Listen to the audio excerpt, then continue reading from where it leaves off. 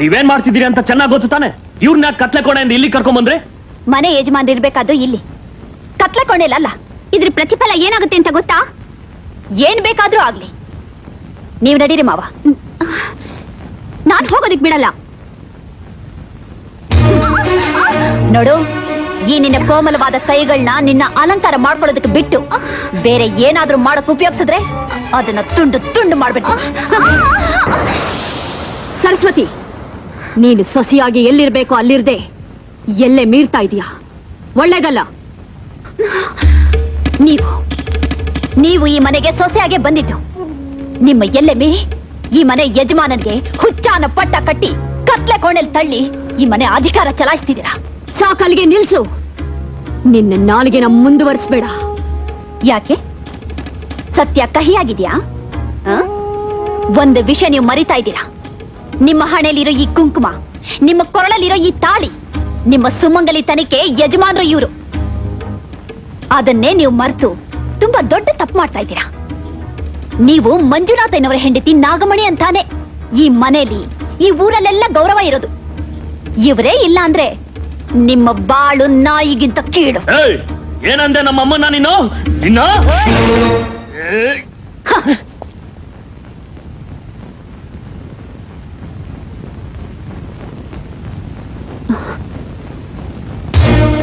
ಬನ್ನಿ ಮಾವ.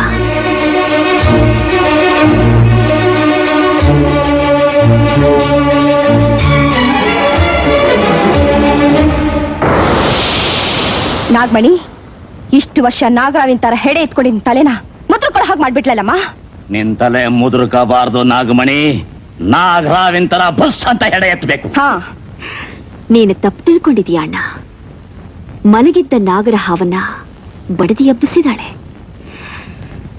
ವಿಷ ಕಾರದೆ ಈ ಹಾವು ಮಲಗಲ್ಲ. ನೋಡಿ, ನೀವ್ ಯಾರನ್ನ ದಿವಸ ದೇವ್ರು ಅಂತ ಪೂಜೆ ಮಾಡ್ತಿದ್ದೀರೋ ಆ ನಿಮ್ಮಮ್ಮ ದೇವ್ರಲ್ಲ, ರಾಕ್ಷಸಿ.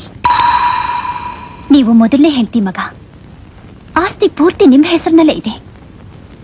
ಅದನ್ನ ತಾವೇ ಅನುಭವಿಸ್ಬೇಕು ಅಂತ ನಿಮ್ಮನ್ನ ಅವಿದ್ಯಾವಂತನಾಗಿ ಮಾಡಿದ್ರು. ಅದೇ ಕಾರಣಕ್ಕೆ ನಿಮ್ಮ ಮದುವೆನೂ ಮುಂದೆ ಹಾಕ್ತಾ ಬಂದ್ರು. ಇದೆಲ್ಲ ನಿಮ್ ತಂದೆಗೆ ಗೊತ್ತಾಗಿ ಎಲ್ಲಿ ರಾಧಾಂತ ಮಾಡ್ತಾರೋ ಅಂತ ಅವರಿಗೆ ಹುಚ್ಚ ಅನ್ನೋ ಪಟ್ಟ ಕಟ್ಟಿ ಮೂಲೆಯಲ್ಲಿ ಕೂರ್ಸಿದ್ರು. ಹಾವಿಗೆ ಹಲ್ಲಲ್ಲಿ ಮಾತ್ರ ವಿಷ ಅಂತಾರೆ, ಆದ್ರೆ ನಿಮ್ ತಾಯಿ ನೋಟ, ಆಡೋ ಮಾತು, ಬಿಡೋ ಉಸಿರು ಎಲ್ಲದರಲ್ಲೂ ವಿಷನೇ.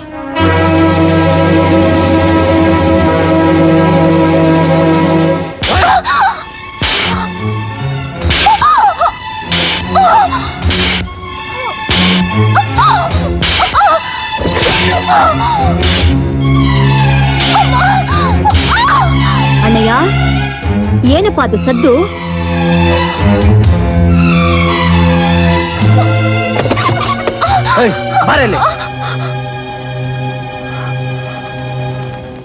ಏನಪ್ಪ ಇದು?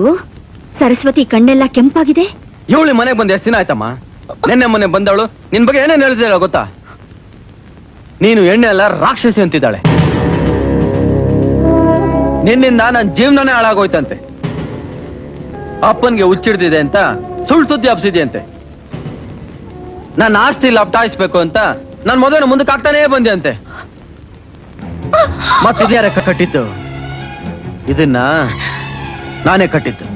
ನನ್ನ ತಾಯಿ ಹೇಳಿದಕ್ಕೆ ಈ ತಾಳಿನ ನಿನ್ ಕುತ್ತಿಗೆ ಕಟ್ಟಿದ್ದು. ಅಂತದ್ರಲ್ಲಿ ನನ್ನ ತಾಯಿ ಮೇಲೆ ಅಪದ ಹೊರಸ್ತ್ಯ. ಶಿವ ಶಿವ, ಅಪಚಾರ, ಪರಮ ಅಪಚಾರ.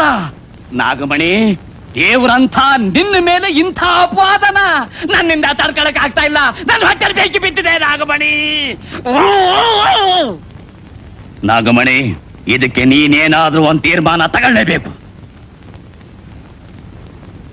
ಛೆ, ಇಷ್ಟು ಚಿಕ್ಕ ವಿಷಯನೆಲ್ಲ ದೊಡ್ಡದು ಮಾಡ್ಬೇಡಪ್ಪ. ಸರಸ್ವತಿನ ನನ್ನ ಸೊಸೆ ಅಂತ ತಿಳಿದಿಲ್ಲ. ಅವಳು ನನಗೆ ಸ್ವಂತ ಮಗಳಿದ್ದ ಹಾಗೆ. ನೋಡ್ದೇನೆ ನನ್ನ ತಾಯಿನ, ಅವ್ರದೆಷ್ಟು ದೊಡ್ಡ ಗುಣ ಅಂತ. ಅಣ್ಣಯ್ಯ, ಅವಳಿನ್ನು ಪ್ರಪಂಚ ಅಂದ್ರೆ ಏನು ಅಂತ ಗೊತ್ತಿಲ್ಲದೆ ಇರೋ ಮಗು ಕಣೋ. ಯಾರೋ ಏನೋ ಹೇಳ್ಕೊಟ್ಟು ಅವಳ ತಲೆ ಕೆಡಿಸಿದ್ದಾರೆ ಅಷ್ಟೇ. ಪಾಪ. ಅವಳನ್ನ ಕ್ಷಮಿಸ್ಬಿಡಪ್ಪ. ಇಲ್ಲೋಡು, ನಮ್ಮ ಅಮ್ಮನ ಬಗ್ಗೆ ಮಾತಾಡಿ ತಪ್ಪು ಅಂತ ಮರ್ಯಾದೆಯಿಂದ ಅವ್ರ ಕಾಲಿಗೆ ಬಿದ್ದು ಕ್ಷಮೆ ಕೇಳು. ಏನೇ ಏನೇ ಆಗ್ ನೋಡ್ತೀಯಾ? ನೀನ್ ನಾನು ಹೇಳ್ದಾಗ ಕೇಳ್ದೆ ಹೋದ್ರೆ ದಯಾ ದಾಕ್ಷಿಣ್ಯ ಇಲ್ದೆ ನಿನ್ನ ತವ್ರ ಮನೆಗೆ ಕಳಿಸ್ಬಿಡ್ತೀನಿ. 4 ಗೋಡೆಗಳ ಮಧ್ಯೆ ಗಂಡ ಹೆಂಡತಿರ ನಡುವೆ ಇರಬೇಕಾದ ವಿಷಯ ಯಾವಾಗ 4 ಜನರ ಎದುರಿಗೆ ಬಂತೋ ಅಂತ ಮನೆಯಲ್ಲಿ ನಾನು ಒಂದು ಕ್ಷಣನೂ ಇರಲ್ಲ. ಅವಮಾನ ಅವಮಾನ. ಅಣ್ಣಯ್ಯ, ಇಷ್ಟು ಜನರ ಎದುರಿಗೆ ನಿಮ್ಮ ಅಮ್ಮನ ಮರ್ಯಾದೆ ಕಳೆದು ಬಿಟ್ಲಲ್ಲೋ.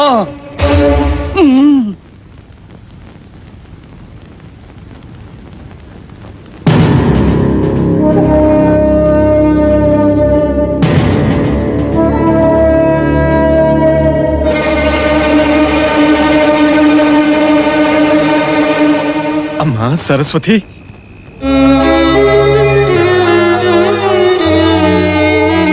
ಅಮ್ಮ,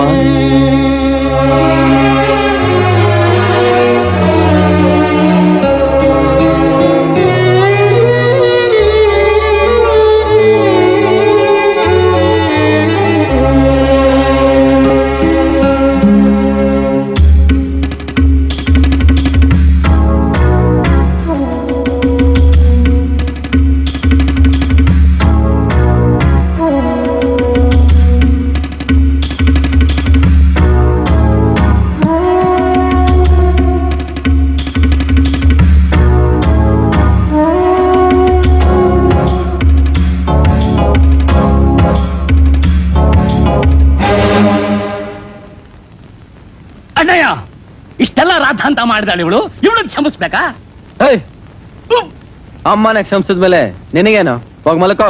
ಹೋದ್ಯಾ ಬಾಗ್ಲಲ್ಲಿ ಅಂದ್ರೆ ಬಂದೆ ಗವಾಕ್ಷಿಲೆ ಅಂದಾಗ ಮತ್ ಬಂದಿದ್ದಾಳೆ. ನಡಿಯೇ. ನಿಮ್ಗೆ ಹೇಳ್ಬೇಕಾ?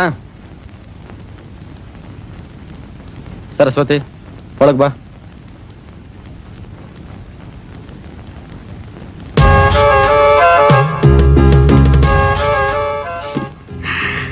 ನೋಡು, ನಾನು ಯಾವತ್ತು ಈ ಮನೆ ಒಳಗಡೆ ಕಾಲಿಟ್ನೋ ಆವತ್ತಿನಿಂದ ಇವತ್ತಿನವರೆಗೂ ಇನ್ ಮುಂದಕ್ಕೂ ನಂದೇ ಅಧಿಕಾರ.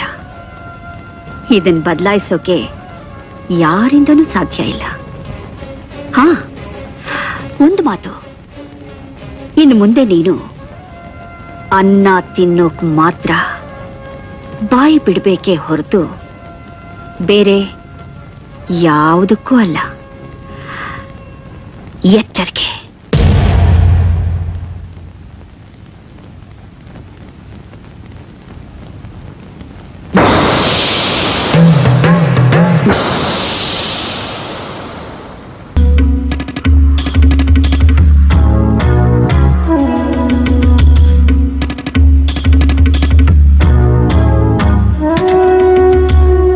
ನಿನ್ನೆ ನೀನು ತುಂಬಾ ಭಯ ಭಕ್ತಿಯಿಂದ ನನ್ನ ಕಾಲಿಗೆ ಬಿದ್ದಾಗಲೇ ನನಗೆ ಅನುಮಾನ ಬಂತು. ಪರವಾಗಿಲ್ಲ, ನಾಟಕ ತುಂಬಾ ಚೆನ್ನಾಗೇ ಆಡ್ದೆ. ಮುಳ್ಳನ್ನ ಮುಳ್ಳಿನಿಂದನೇ ತೆಗಿಬೇಕು. ಅದಕ್ಕೆ ನಾನು ನಿಮ್ ದಾರಿನೇ ಹಿಡ್ದಿದ್ದೀನಿ. ನನ್ನ ದಾರಿ ಏನೋ ಹಿಡ್ದೆ, ಆದ್ರೆ ಆ ದಾರಿಲಿ ಒಂದು ಸಾರಿ ಜಾರು ಬಿದ್ರೆ ಏಳೋದು ತುಂಬಾ ಕಷ್ಟ. ಎಚ್ಚರಿಕೆ. ಅತ್ತೆ, ಅದು ನಿಮಗೂ ಅನ್ವಯಿಸತ್ತೆ. ಎಚ್ಚರಿಕೆ ಆಗಿರಿ. ಯಾಕೆಂದ್ರೆ ನಮ್ಮಿಬ್ರ ನಡುವೆ ಹುಲಿ ಕುರಿ ಆಟ ಶುರುವಾಗಿದೆ ಅಂತ ನನಗೂ ಗೊತ್ತು, ನಿಮಗೂ ಗೊತ್ತು. ನನ್ನ ಕಾಯಿನ ನಾನ್ ನಡೆಸ್ತೀನಿ. ಆಟ ಮುಂದುವರ್ಸೋ ಆಸೆ ನಿಮಗಿದ್ರೆ ನಿಮ್ಮ ಕಾಯಿನ ನೀವು ನಡೆಸಿ. ಓ, ಹಾಗ ಸರಿ. ಈಗ ನೀನು ಭದ್ರವಾಗಿ ಒಳಗಿಟ್ಟಿರೋ ಹಣನ ನಾಳೆ ಮಧ್ಯಾಹ್ನ 1 ಗಂಟೆ ಒಳಗೆ ನಾನು ಭದ್ರವಾಗಿ ವಾಪಸ್ ತಗೊಳ್ತೀನಿ. ನೋಡ್ತಾ ಇರು, ಇದು ನಾನು ಜರುಗಿಸೋ ಮೊದಲನೇ ಕಾಯಿ. 21. ಏನ್ರಿ, ಮೊದ್ಲು ಮದ್ವೆ ಮಾಡ್ಕೋತೀನಿ ಅಂತ ಹೇಳಿ ಈಗ ಇದ್ದಕ್ಕಿದ್ದಂಗೆ ಮಾತ್ ಬದಲಾಯಿಸ್ತಾ ಇದ್ದೀರಲ್ಲ? 24. ಎಷ್ಟು ದಂಡ ಹೊಡೆದೆ ಹೇಳು? 24. ಈಗ 25. ಇದೇ ನಾನ್ ನಿನಗೆ ಕೊಡ್ತಿರೋ ನಂಬರು. ನಿನ್ನಂತ 24 ಜನ ಹುಡುಗಿರಿಗೆ ಕೈ ಕೊಟ್ಟಿದ್ದೀನಿ. ಈಗ ನಿನಗ್ ಮಾತ್ರ ತಾಳಿ ಕಟ್ಟು ಅಂತೀಯಲ್ಲ, ಇದು ನ್ಯಾಯನಾ? ಏನ್ರಿ ನೀವ್ ಹೇಳ್ತಾ ಇರೋದು? ನನ್ನ ಹೊಟ್ಟೆಲಿ ನಿಮ್ ಮಗು ಬೆಳಿತಾ ಇದೆ. ಹೌದಾ? ಹಾಗಾದ್ರೆ ಯಾವ್ದಾದ್ರು ಕೆರೆನೋ ಬಾವಿನೋ ನೋಡ್ಕೊಂಡು ಹೋಗ್. ಅವಸರ ಪಡ್ಬೇಡಮ್ಮ, ನಾನು ಹೇಳೋದನ್ನ ಸ್ವಲ್ಪ ಕೇಳಮ್ಮ ಲತಾ. ನೀವೇನು ಹೇಳ್ಬೇಕಾಗಿಲ್ಲ ಅತ್ತೆ. ನಮ್ ತಂದೆನ ದಿವಾಳಿ ಅನ್ಕೊಂಡ್ರಾ? ಸಿಂಗಾಪುರ್ನಲ್ಲಿ 3 ರಬ್ಬರ್ ಫ್ಯಾಕ್ಟರಿ ಇದೆ. ಈಗ್ಲೂ ಹೋಗಿ ನಾವು ಅವ್ರ ಮುಂದೆ ನಿಂತ್ಕೊಂಡ್ರೆ ಆ 3 ಫ್ಯಾಕ್ಟರಿನೂ ನಮ್ಗೆ ಪ್ರೆಸೆಂಟ್ ಮಾಡ್ತಾರೆ. ದಯವಿಟ್ಟು ನಮ್ಮ ಮನೆತನದ ಗೌರವನ ಕಾಪಾಡಮ್ಮ. ನಿನ್ ಕಾಲಿಗೆ ಬೇಕಾದ್ರೂ ಬೀಳ್ತಿಲ್ಲ. ಅಮ್ಮ, ನಿನಗೇನ್ ತಲೆಗಿಲೆ ಕೆಟ್ಟಿದ್ಯಾ? ಹೋಗಿ ಹೋಗಿ ಇವಳು ಕಾಲಿಗೆ ಬೀಳ್ತೀನಿ ಅಂತೆಲ್ಲ, ಅಂತದೇನಾಗಿದೆ ಈಗ? ನಮ್ ಯಜಮಾನ್ರು ಡಾಕ್ಟರ್ ಓದಿದ್ದಾರೆ. ಏನೋ ಒಂದು ಹಾಸ್ಪಿಟಲ್ ಕಟ್ಸ್ಬೇಕು, ಒಂದ್ 6 ಲಕ್ಷ ಕೊಡಿ ಅಂತ ಕೇಳಿದಕ್ಕೆ ಏನ್ ಹೇಳಿದ್ರು ಗೊತ್ತಾ ನಿಮ್ ತಾಯಿ? ಇದು ಅಣ್ಣನ ಆಸ್ತಿ, ಹಾಗೆಲ್ಲ ಕಣ್ಕಂಡವ್ರು ಕೊಡಕ್ಕಾಗಲ್ಲ ಅಂತ ಹೇಳಿದ್ರು. ಹೌದು ಕಣೆ, ಈ ಆಸ್ತಿ ಪಾಸ್ತಿ ಎಲ್ಲ ಅಣ್ಣನ್ ತಾನೆ. ಅವನ್ ತಾನೇ ಈ ಮನೆ ಮಗ. ನಾನ್ ಯಾವತ್ತಿದ್ರು ದತ್ತು ಪುತ್ರ ಅಷ್ಟೇ. ಲೋ, ಅಮ್ಮ ಏನೋ ತಿಳಿದೇ ಆಗಂತ್ರು, ನೀನು ಹಾಗೆ ಮಾತಾಡ್ತಿಲ್ಲ. ಅಮ್ಮ, ನಿನಗ್ ತಮ್ಮ ಬೇರೆ ನಾನ್ ಬೇರೆನಾ? ಲೋ, ನೀನ್ ಆಸ್ಪತ್ರೆ ತನಕ ಕಟ್ಬೇಕು, ಎಷ್ಟು ಹಣ ಬೇಕು ಹೇಳು? ಅದು ನಾನು ಬಿಲ್ಡಿಂಗ್ ಕಟ್ಸ್ಬೇಕು, ಆಪರೇಷನ್ ಟೇಬಲ್ ತರಿಸ್ಬೇಕು, ಎಕ್ಸ್ರೇ ಮೆಷಿನ್ ತರಿಸ್ಬೇಕು. ನೀನ್ ಏನ್ ಮೆಷಿನ್ ಬೇಕಾದ್ರೆ ತರಿಸು, ಹಣ ಎಷ್ಟು ಬೇಕು ಹೇಳು? ಅದು ಒಂದು 6 lakhs ಬೇಕಾಗ್ಬೋದು. ಥೂ ನಿನ್ನ, ಕನ್ನಡದಲ್ಲಿ ಹೇಳ. 6 ಲಕ್ಷ. ಹ, ಲೇ, ನೆನ್ನೆ ಸೂತ್ ಕೇಸ್ ಕೊಟ್ಟಲ್ಲ, ತಗೊಂಬರ ಇಲ್ಲಿ.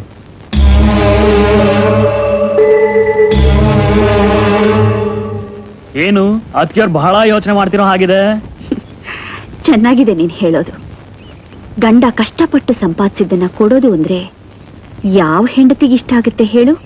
ನಾನ್ ಸಂಪಾದನೆ ಮಾಡಿ ನನ್ನ ತಮ್ಮನ್ ಕೊಡೋದಕ್ಕೆ ಇವಳ್ಯಾಕೆ ಸಂಕಟ ಪಡ್ತಾಳೆ? ಸರಸ್ವತಿ, ಬೇಗ ತಗೊಂಬ.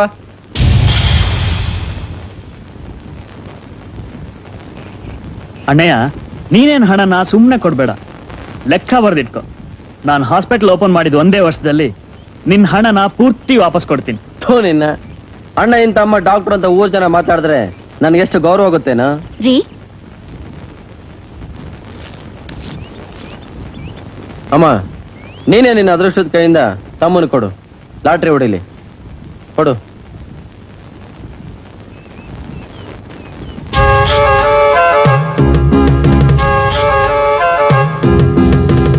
ಅಣ್ಣಯ್ಯ, ಈಗ ಗಂಟೆ 1 ಆಯ್ತಲ್ವಾ? ಯಾಕಮ್ಮ? ಏನಿಲ್ಲ, ಒಳ್ಳೆ ಮುಹೂರ್ತ, ಅದಕ್ಕೆ ಕೇಳಿದೆ. ಕೊಡಮ್ಮ.